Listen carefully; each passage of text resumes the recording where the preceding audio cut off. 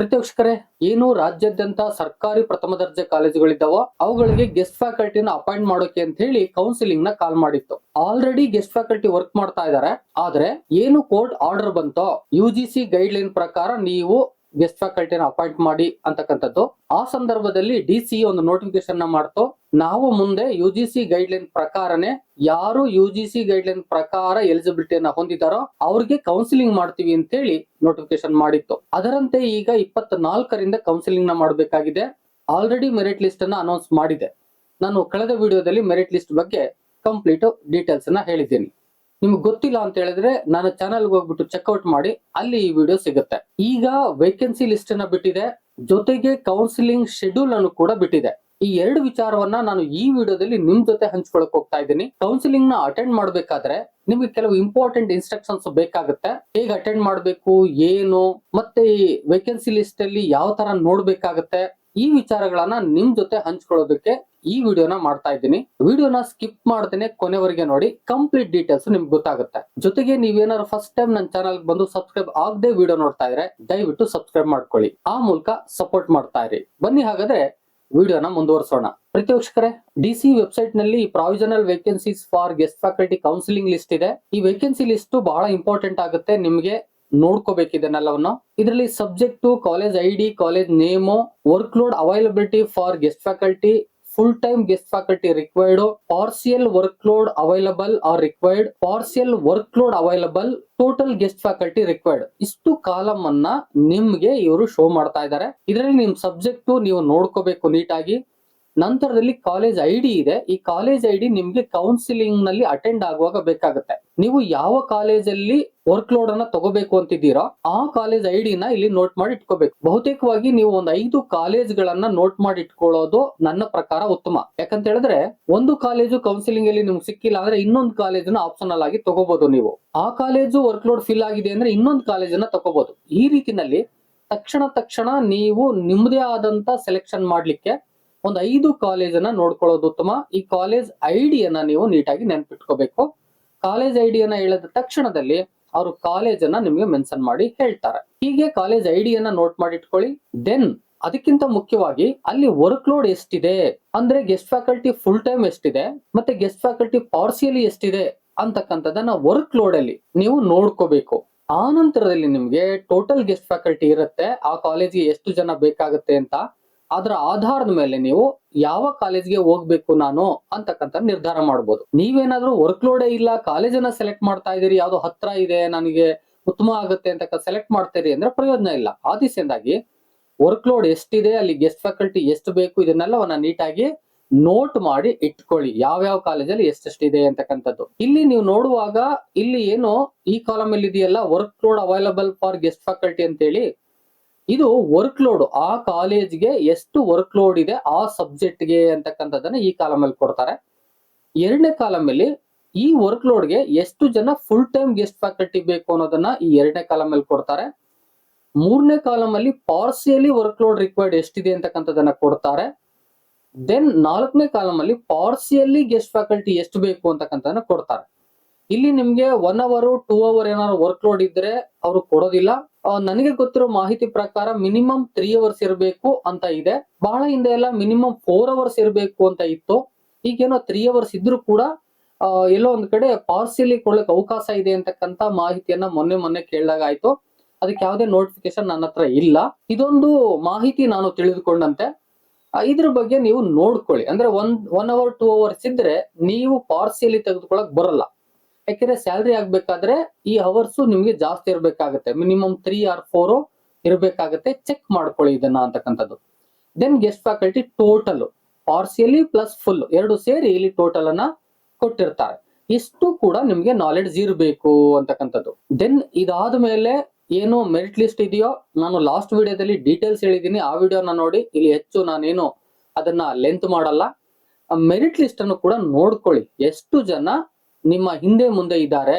Next ನೀವು ಆಯ್ಕೆ ಮಾಡತಕ್ಕಂತ ಏನು ಪೋಸ್ಟಿಂಗ್ಸ್ ಇದೆಯೋ ಆ ಪೋಸ್ಟಿಂಗ್ಸ್ ಟೋಟಲ್ ಗೆಸ್ಟ್ ಫ್ಯಾಕಲ್ಟಿ ಎಷ್ಟು ಬೇಕಾಗುತ್ತೆ ನಿಮ್ ಸಬ್ಜೆಕ್ಟ್ ಅಲ್ಲಿ, ಅಷ್ಟು ಗೆಸ್ಟ್ ಫ್ಯಾಕಲ್ಟಿಗೆ ನಿಮ್ಮ ಮೆರಿಟ್ ಲಿಸ್ಟ್ ಅಲ್ಲಿ ಎಷ್ಟು ಜನ ಇದ್ದಾರೋ ಅಲ್ಲಿ ಎಷ್ಟಕ್ಕೆ ನಿಂತ್ಕೋಬಹುದು, ಅಂದ್ರೆ ಎಷ್ಟು ಕಟ್ ಆಫ್ ಅಲ್ಲಿ ಆ ವರ್ಕ್ ಲೋಡ್ ಕಂಪ್ಲೀಟ್ ಆಗ್ಬೋದು ಓವರ್ ಆಲ್ ಕರ್ನಾಟಕ ಅದು ಕೂಡ ನಿಮ್ಗೆ ಒಂದು ಐಡಿಯಾ ಬರುತ್ತೆ. ಆ ದಿಸೆಯಿಂದಾಗಿ ನೀವು ಮೆರಿಟ್ ಲಿಸ್ಟ್ ಅನ್ನ ನೋಡ್ಕೊಳ್ಳಿ, ಜೊತೆಗೆ ವೇಕೆನ್ಸಿ ಲಿಸ್ಟ್ ಅಲ್ಲಿ ಹೋಗ್ಬಿಟ್ಟು ಎಷ್ಟೆಷ್ಟು ವೇಕೆನ್ಸಿ ಇದೆ ಅಂತಕ್ಕಂಥದ್ದನ್ನು ಕೂಡ ಆದಷ್ಟು ಕೌಂಟ್ ಮಾಡಿ ಇಟ್ಕೊಳ್ಳಿ. ಅದನ್ನ ಹೊರತುಪಡಿಸಿದಂತೆ ನಿಮ್ಗೆ ಒಂದು ರಿವೈಸ್ಡ್ ಮೆರಿಟ್ ಲಿಸ್ಟ್ ಅನ್ನು ಹಾಕಿದ್ದಾರೆ, ಅದು ಓನ್ಲಿ ಫಾರ್ ಬಿಸ್ನೆಸ್ ಮ್ಯಾನೇಜ್ಮೆಂಟ್ ಅಂತ ಹೇಳಿ, ಬಾಕಿ ಸಬ್ಜೆಕ್ಟ್ ಗೆ ಹಾಕ್ಲಿಲ್ಲ. ನೀವು ಇಲ್ಲಿ ನೋಡ್ಕೊಳ್ಳಿ. ನನಗೆ ಕೆಲವು ಜನ ಕಾಮೆಂಟ್ ಸೆಕ್ಷನ್ ಅಲ್ಲಿ ತಿಳಿಸ್ತಾ ಇದ್ರು, ಅದೇನಪ್ಪಾ ಅಂತ ಹೇಳಿದ್ರೆ ನಾವು ಮೆರಿಟ್ ಲಿಸ್ಟ್ ಅಲ್ಲಿ ಹಿಂದೆ ಬಂದಿದ್ದೋ ಈಗಿಲ್ಲ, ಈಗ ಬಂದಿದೀವಿ ಹಿಂದೆ ಇರ್ಲಿಲ್ಲ, ಈ ತರದಲ್ಲಿ ಕೆಲವು ಕಾಮೆಂಟ್ ಸೆಕ್ಷನ್ ಅಲ್ಲಿ ಬಂದು ಕಾಮೆಂಟ್ ಮಾಡ್ತಾ ಇದ್ದೀರಾ. ಇದಕ್ಕೆ ಹೇಗೆ ಪರಿಹಾರನು ಅಂತ ಕೇಳ್ತಾ ಇದ್ದೀರಾ. ಬಹುತೇಕವಾಗಿ ನನಗ್ ಗೊತ್ತಿರೋ ನಾಲೆಡ್ಜ್ ಪ್ರಕಾರ ವೆಬ್ಸೈಟ್ ಅಲ್ಲಿ ಒಂದು ಫೋನ್ ನಂಬರ್ ಇದೆ, ಅದನ್ನ ಕಾಂಟ್ಯಾಕ್ಟ್ ಮಾಡಿ, ಅಥವಾ ನೀವು ನೇರವಾಗಿ ಡಿಸಿ ಆಫೀಸ್ಗೆ ಹೋಗ್ಬಿಟ್ಟು ಕೇಳೋದು ಉತ್ತಮ. ಇವೆರಡು ಆಪ್ಷನ್ಸ್ ಅನ್ನ ನೀವು ಬಳಸ್ಕೊಳ್ಳಿ. ನಿಮ್ಮ ಮೆರಿಟ್ ಲಿಸ್ಟ್ ಅಲ್ಲಿ ನಿಮ್ಮ ನೇಮ್ ಬಂದಿದೆ ಬಂದಿಲ್ಲ ಅಂತಕ್ಕಂಥ ಕ್ಲಾರಿಫಿಕೇಶನ್ಗೆ. ನಿಮ್ಗೆ ಮೆರಿಟ್ ಲಿಸ್ಟ್ ಮತ್ತೆ ವೇಕೆನ್ಸಿ ಲಿಸ್ಟ್ ಮತ್ತೆ revised merit list business management ಗೆ ಇವೆಲ್ಲವೂ ಕೂಡ ವೆಬ್ಸೈಟ್ ಅಲ್ಲಿ ಅವೈಲಬಿಲಿಟಿ ಇದಾವೆ. ನೀವು ವೆಬ್ಸೈಟ್ಗೆ ಹೋಗಿ ಖಂಡಿತ ಅವು ಸಿಗ್ತವೆ. ಕೊನೆಯಲ್ಲಿ ಹೋಗಿ 20 ಮತ್ತು 21ನೇ ತಾರೀಕು ಈ ಒಂದು ಲಿಸ್ಟ್ ಗಳನ್ನ ಬಿಡುಗಡೆ ಮಾಡಿದ್ದಾರೆ. ಇಲ್ಲಿದೆ ನೋಡಿ, ನೀವು ಆರಾಮಾಗಿ ಇಲ್ಲಿ ಕ್ಲಿಕ್ ಮಾಡಿದ್ರೆ ಅವು ಡೌನ್ಲೋಡ್ ಆಯ್ತವೆ, ನೀವು ನೋಡ್ಕೋಬಹುದು. ಜೊತೆಗೆ ವೆರಿ ಇಂಪಾರ್ಟೆಂಟ್ ಕೆಲವು ಇನ್ಸ್ಟ್ರಕ್ಷನ್ಸ್ ಗಳಿದೆ, ಅದನ್ನ ನಾನಿಲ್ಲಿ ಹೇಳ್ಬಿಡ್ತೀನಿ. ಈಗ ನೋಡಿ, ಕೌನ್ಸಿಲಿಂಗ್ ಗೆ ಒಂದು ಸ್ಲಾಟ್ ಅನ್ನ ಮಾಡಿ ಬಿಟ್ಟಿದ್ದಾರೆ ನೋಡ್ರಿ. ಇಲ್ಲಿ team date day 1, day 2, day 3 ಅಂತ ಹೇಳಿ ಡೇಟ್ ಅನ್ನು ಕೂಡ ಹಾಕಿದ್ದಾರೆ, ಯಾವ್ಯಾವ ದಿನ ಅಂತಕ್ಕಂಥದ್ದು.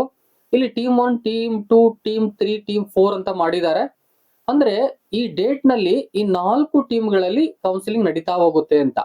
24/11/25ರಲ್ಲಿ ಕಾಮರ್ಸ್ ನಡೀತಾ ಹೋಗುತ್ತೆ, ಕನ್ನಡ ನಡೀತಾ ಹೋಗುತ್ತೆ, ಕಂಪ್ಯೂಟರ್ ಸೈನ್ಸ್ ನಡೀತಾ ಹೋಗುತ್ತೆ, ಬಿಸ್ನೆಸ್ ಮ್ಯಾನೇಜ್ಮೆಂಟ್ ನಡೀತಾ ಹೋಗುತ್ತೆ. ನೀವು ಇಷ್ಟು ಸಬ್ಜೆಕ್ಟ್ ಅಲ್ಲಿ ಯಾರ್ಯಾರಿದ್ದಾರೋ 24ನೇ ತಾರೀಕು ರೆಡಿ ಇರಬೇಕು.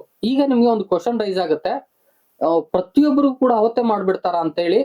ಇಲ್ಲ, ಹಾಗೆ ನೀವು ಕೆಳಗಡೆ ಬಂದ್ರೆ ಇಲ್ಲಿ guest faculty online counselling schedule ಅಂತ ಇದೆಯಲ್ಲ, ಇಲ್ಲಿ ನೋಡಿ ಟೀಮ್ ಕೊಟ್ಟಿದ್ದಾರೆ, ಸೀರಿಯಲ್ ನಂಬರ್ ಕೊಟ್ಟಿದ್ದಾರೆ, ಸಬ್ಜೆಕ್ಟ್ ಕೊಟ್ಟಿದ್ದಾರೆ, ಡೇಟು ಟೈಮ್ ಅನ್ನು ಕೊಟ್ಟಿದ್ದಾರೆ, ಮತ್ತೆ ಕೌನ್ಸಿಲಿಂಗ್ ಗೆ ಲಿಂಕ್ ಕೊಟ್ಟಿದ್ದಾರೆ.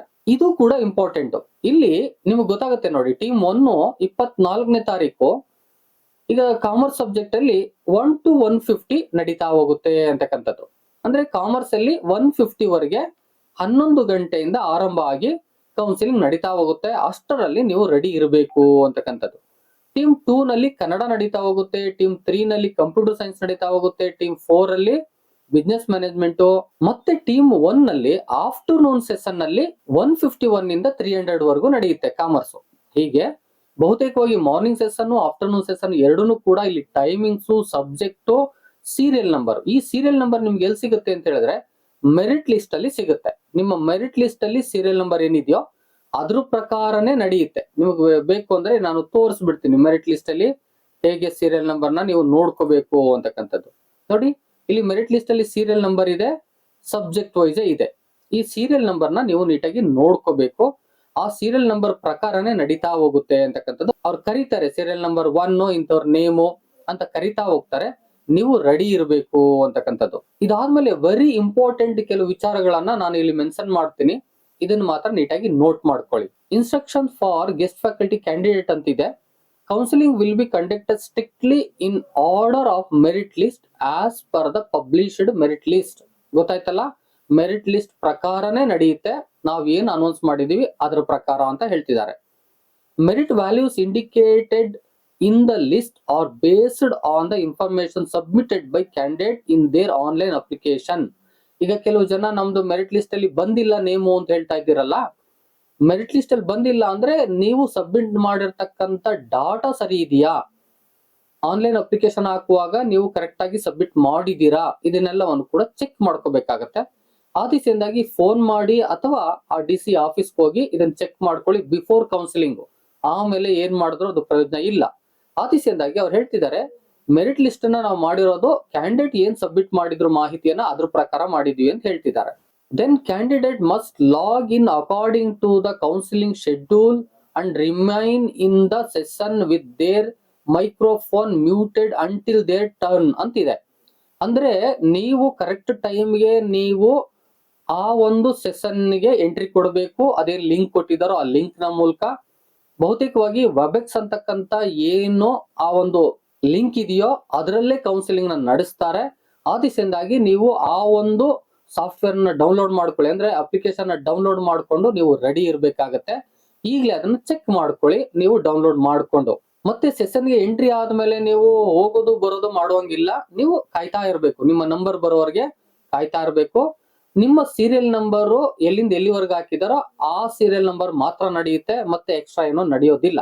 ಆದಿಸೆಂದಾಗಿ ಕನ್ಫರ್ಮ್ ಆಗಿ ನಿಮ್ ಸೀರಿಯಲ್ ನಂಬರ್ ಎಲ್ಲಿದೆ, ಎಲ್ಲಿಂದ ಎಲ್ಲಿವರೆಗೆ ಸಬ್ಜೆಕ್ಟ್ ಅಲ್ಲಿ ನಡೀತಾ ಇದೆ, ಟೈಮ್ ಏನು, ಡೇಟ್ ಏನು, ಅದೆಲ್ಲ ಕರೆಕ್ಟ್ ಆಗಿ ತಿಳ್ಕೊಳ್ಳಿ. ಏನಾದ್ರೂ ನಿಮಗೆ ಮತ್ತೆ ಡೌಟ್ ಇದೆ ಅಂದ್ರೆ ನನ್ ಕಾಮೆಂಟ್ ಮಾಡಿ, ಅದಕ್ಕೆ ಸಂಬಂಧಪಟ್ಟಂತ ಮತ್ತೊಂದು ವಿಡಿಯೋನ ಮಾಡ್ಕೊಡ್ತೇನೆ. Then at the time of counselling candidate are required to unmute their microphone and switch on their video ಅಂತ ಹೇಳ್ತಾರೆ. ನೀವು ಆ ಒಂದು ವೆಬ್ಎಕ್ಸ್ ನಲ್ಲಿ ಎಂಟ್ರಿ ಆದ್ಮೇಲೆ ನಿಮ್ಮ ನಂಬರ್ ಬಂದ ಮೇಲೆ ವಿಡಿಯೋನ ಆನ್ ಮಾಡ್ಕೋಬೇಕು, ಮೈಕ್ರೋಫೋನ್ ನ ಆನ್ ಮಾಡ್ಬೇಕು. ಅಲ್ಲಿವರೆಗೆ ಮ್ಯೂಟ್ ಆಗಿರುತ್ತೆ. ನೀವು ಅನ್ಮ್ಯೂಟ್ ಆಪ್ಷನ್ಸ್ ಕೊಡ್ತಾರೆ, ನೀವು ಆಗ ಅನ್ಮ್ಯೂಟ್ ಮಾಡ್ಕೊಂಡು ಮಾತನಾಡಬೇಕಾಗತ್ತೆ. ಕೇಳಿದ ವಿಚಾರವನ್ನ ನೀವು ಅಲ್ಲಿ ಕಮ್ಯುನಿಕೇಟ್ ಮಾಡಬೇಕಾಗತ್ತೆ. Then candidate must select a college from the list displayed during the counselling. Then ಹೇಳ್ತಾ ಇದ್ದಾರೆ, ನಾವು ಕಾಲೇಜನ್ನು ಕೂಡ ಶೋ ಮಾಡ್ತಾ ಇರ್ತೀವಿ, ಅಲ್ಲಿ ನೀವು ಸೆಲೆಕ್ಟ್ ಮಾಡಬೇಕಾಗತ್ತೆ ಅಂತ ಹೇಳ್ತಾ ಇದ್ದಾರೆ. ನಾನು ಹೇಳ್ದಾಗೆ ನೀವು ಪ್ರೀವಿಯಸ್ ಆಗಿ ನಿಮ್ದೇ ಆದಂತ ಚಾಯ್ಸ್ ನ ಮಾಡಿ ಇಟ್ಕೊಂಡಿದ್ರೆ ದೆನ್ ಸೆಲೆಕ್ಟ್ ಮಾಡೋದು ಈಸಿ ಆಗುತ್ತೆ. ದೆನ್ ರೆಡ್ ಫಾಂಟ್ ಅಲ್ಲಿ ಕೊಟ್ಟಿದ್ದಾರೆ, those who fail to select a college or remain absent will not be given a second chance. ಯಾರಾದ್ರೂ ಈ ಕೌನ್ಸಿಲಿಂಗ್ ಅಲ್ಲಿ ಏನಾದ್ರು ಆಬ್ಸೆಂಟ್ ಆದ್ರೆ ಮತ್ತೆ ಅವರಿಗೆ ಇನ್ನೊಂದು ಅವಕಾಶವನ್ನ ಕೊಡೋದಿಲ್ಲ, ಆಬ್ಸೆಂಟ್ ಅಂತ ಅದು ಕನ್ಸಿಡರ್ ಮಾಡ್ತೀವಿ ಎಂಬುದಾಗಿ ಕರೆಕ್ಟ್ ಆಗಿ ಹೇಳ್ತಾ ಇದ್ದಾರೆ. ಮತ್ತೊಂದು important, candidates who refuse to select a college will not be considered for any further counselling in the academic year 2025-26 ಅಂತ ಹೇಳ್ತಾರೆ. ನೀವೇನಾದ್ರೂ ಇಲ್ಲಿ ಕಾಲೇಜನ್ನ ಸೆಲೆಕ್ಟ್ ಮಾಡುವಾಗ ಅದನ್ನ ರೆಫ್ಯೂಸ್ ಮಾಡಿದ್ರೆ ಮತ್ತೆ 25-26 ಅಕಾಡೆಮಿಕ್ ಇಯರ್ ಏನಿದೆ ಮತ್ತೆ ಅವರಿಗೆ ಕೌನ್ಸಿಲಿಂಗ್ ಅಟೆಂಡ್ ಮಾಡೋದಕ್ಕೆ ಸಾಧ್ಯ ಇಲ್ಲ, ಅವಕಾಶನ ಕೊಡೋದಿಲ್ಲ ಎಂಬುದಾಗಿ ಹೇಳ್ತಿದ್ದಾರೆ. Candidate must ensure a stable internet connection with sufficient data speed during counselling. Instruction ಮಾಡ್ಬಿಟ್ಟಿದ್ದಾರೆ, ನೀವು ಒಳ್ಳೆ ಇಂಟರ್ನೆಟ್ ಅನ್ನ ತೆಗೆದುಕೊಳ್ಳಿ, ಜೊತೆಗೆ ಡೇಟಾನು ಕೂಡ ಇರಬೇಕು. ಇಂಟರ್ನೆಟ್ ಕನೆಕ್ಷನ್ಸ್ ಇದೆ, ಡೇಟಾ ಇಲ್ದೇ ಕಷ್ಟ ಆಗುತ್ತಲ್ಲ, ಡೇಟಾನು ಇರುವಂಗೆ ನೋಡ್ಕೊಳ್ಳಿ. ಮತ್ತೆ ನೆಟ್ವರ್ಕ್ ಚೆನ್ನಾಗಿರೋ ಕಡೆನೆ ನೀವು ಇರಿ ಎಂಬುದಾಗೂ ಕೂಡ ಅದರ ಮಾಹಿತಿಯನ್ನು ಕೂಡ ಕೊಟ್ಟಿದ್ದಾರೆ. ಮತ್ತೊಂದು ಇಂಪಾರ್ಟೆಂಟ್ ಕೊಟ್ಟಿದ್ದಾರೆ, failure to respond when called even due to network issue will be treated as absent. ಒಂದು ವೇಳೆ ನಿಮಗೆ ನೆಟ್ವರ್ಕ್ ಪ್ರಾಬ್ಲಮ್ ಆಗಿ ಕನೆಕ್ಟ್ ಆಗ್ಲಿಲ್ಲ, ಅಥವಾ ನಿಮ್ಗೆ ಕೇಳಿಸ್ತಾ ಇಲ್ಲ, ಅವ್ರು ಹೇಳೋದು ನಿಮಗ್ ಕೇಳಿಸ್ಲಿಲ್ಲ, ನೀವ್ ಹೇಳೋದು ಅವ್ರಿಗೆ ಕೇಳಿಸ್ಲಿಲ್ಲ, ಈ ತರ ಏನಾದ್ರೂ ಸಮಸ್ಯೆಗಳು ಉಂಟಾದ್ರೆ ನಾವು ಅದನ್ನ ಆಬ್ಸೆಂಟ್ ಅಂತ ಕನ್ಸಿಡರ್ ಮಾಡ್ತೀವಿ, ಮತ್ತೆ ಕಾಯೋದಿಲ್ಲ ಎಂಬುದಾಗಿ ಹೇಳ್ತಾ ಇದ್ದಾರೆ. ಆ ದಿಸೆಯಿಂದಾಗಿ ಒಳ್ಳೆ ನೆಟ್ವರ್ಕ್ ಇರೋ ಕಡೆ ನೀವು ಕಾಯ್ಬೇಕಾಗತ್ತೆ. ಇದಿಷ್ಟನ್ನ ವೆರಿ ಇಂಪಾರ್ಟೆಂಟ್ ಕೊಟ್ಟಿದ್ದಾರೆ, ಇದನ್ನು ಕೂಡ ನೀಟಾಗಿ ಓದ್ಕೊಳ್ಳಿ. ಮತ್ತೊಮ್ಮೆ ಡಿಸ್ಪ್ಲೇ ಇದೆ, ಅಥವಾ ನೀವೇ ವೆಬ್ಸೈಟ್ ಹೋಗ್ಬಿಟ್ಟು ಇದನ್ನ ನೋಡ್ಕೋಬಹುದು. ಪ್ರೇಕ್ಷಕರೇ, ಏನು ಶೆಡ್ಯೂಲ್ ಇತ್ತೋ ಅದ್ರ ಪ್ರಕಾರನೇ ಎಲ್ಲವೂ ಕೂಡ ನಡೀತಾ ಇದೆ, ಟೈಮ್ ಟೇಬಲ್ ಪ್ರಕಾರನೇ ನಡೀತಾ ಇದೆ. ನಾನು ನಿನ್ನೆ ವಿಡಿಯೋದಲ್ಲಿ ಹೇಳಿದ್ದೀನಿ, ಬಹುತೇಕವಾಗಿ ಏನು ಕೌನ್ಸಿಲಿಂಗ್ ಶೆಡ್ಯೂಲ್ ಇತ್ತೋ ಅದ್ರ ಪ್ರಕಾರನೇ ಮಾಡ್ತಾ ಇದ್ದಾರೆ. 24 ಅಂತ ಹೇಳಿದ್ರು, ಅದ್ರ ಪ್ರಕಾರ ನಡೀತಾ ಇದೆ. ಮತ್ತೆ ಎಲ್ಲಿವರೆಗೂ ನಡೆಯುತ್ತೆ ಅಂತ ಕೂಡ ಅದನ್ನ ಹಾಕಿದ್ದಾರೆ, ಎಷ್ಟು ದಿನದವರೆಗೆ ಸಬ್ಜೆಕ್ಟ್ ಎಲ್ಲ ನೀವು ವೆಬ್ಸೈಟ್ ಅಲ್ಲಿ ಹೋಗಿ ನೋಡ್ಕೊಳ್ಳಿ. ಮತ್ತೆ ನೀವು ವೆಬ್ಸೈಟ್ ಗೆ ಎಂಟ್ರಿ ಆಗೋದು ಬಹಳ ಉತ್ತಮ. ಅಥವಾ ಏನಾದ್ರೂ ಮಾಹಿತಿಗಳು ಬೇಕು ಅಂತ ಹೇಳಿದ್ರೆ ಕಾಮೆಂಟ್ ಸೆಕ್ಷನ್ ನಲ್ಲಿ ಕಾಮೆಂಟ್ ಮಾಡಿ, ನಾನು ಕೂಡ ಒಂದಷ್ಟು ವಿಚಾರವನ್ನ ನಿಮ್ಗೆ ತಲುಪಿಸಬೇಕು ಅಂತಾನೆ ವಿಡಿಯೋನ ಮಾಡ್ತಾ ಇದ್ದೀನಿ. ವಿಡಿಯೋ ಇಷ್ಟ ಆಗಿದ್ರೆ ಒಂದು ಲೈಕ್ ಮಾಡಿ, ಜೊತೆಗೆ ಎಷ್ಟೋ ಮಂದಿಗೆ ಬೇಕಾಗುತ್ತೆ ಶೇರ್ ಮಾಡಿ. ಇದು ಇವತ್ತಿನ ಮಾಹಿತಿ ಆಗಿತ್ತು. ಮತ್ತೊಂದು ಇನ್ಫಾರ್ಮೇಟಿವ್ ವಿಡಿಯೋ ಜೊತೆ ನಿಮ್ಮೊಟ್ಟಿಗೆ ಬರ್ತೀನಿ. ಅಲ್ಲಿವರೆಗೆ thank you and all, love you all. Video ನೋಡಿದ ಪ್ರತಿಯೊಬ್ಬರಿಗೂ ಕೂಡ ಅನಂತ ಧನ್ಯವಾದಗಳು. ಮತ್ತೆ ಭೇಟಿ ಆಗ್ತಿರೋಣ.